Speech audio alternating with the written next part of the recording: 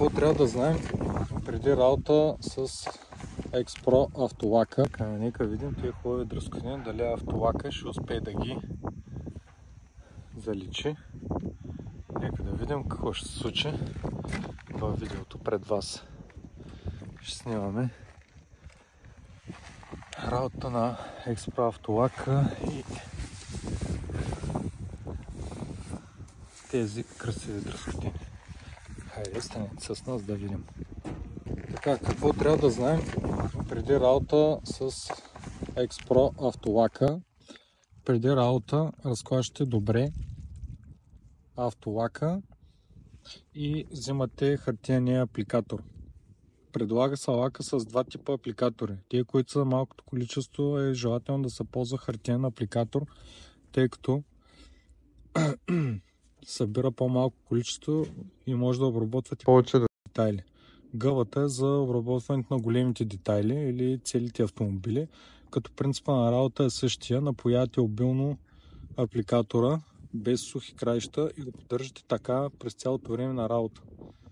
Ето, това е начина да напоите апликатора добре.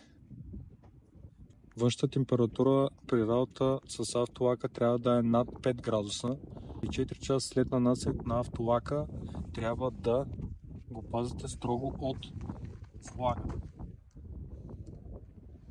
Така. И започваме с нанасянето на лака. Работете внимателно, без да бързате, с прави движения. Застъпвате.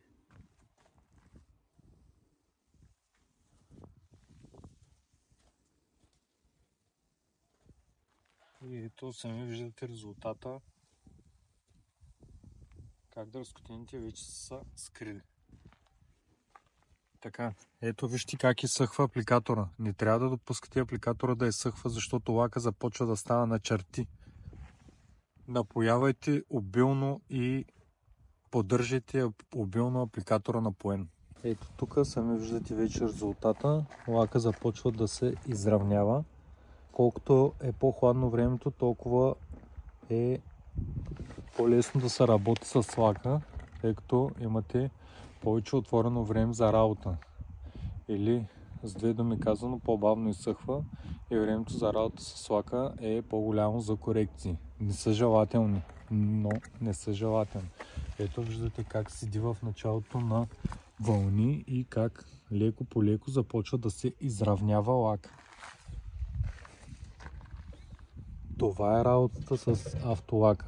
Ето, тук също така може да забележите, че апликаторът е започнал да изсъхва и как са останали сухи линии. Ето, виждат се добре сухите линии. Това е от не поддържане на апликатора мокър по време на работа. Поддържайте го мокър по време на работа.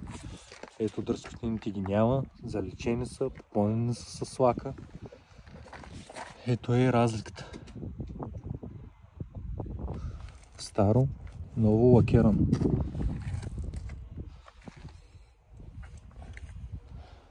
X-Pro автолак. Резултатите, които може да постигнете с този продукт, са ето тези. Добре нивелирано лаково покритие, нанесено на ръка, без необходимост от бояджийски пистолети, камери, полирмашини, шлайфове и тем подобни.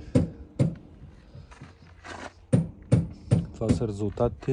Има нужда от 4 часа да изсъхне. След 24 часа, ако се налага, може да си го измиете. Запечатан с нашето керамично покритие. Лака издържа над 2 години.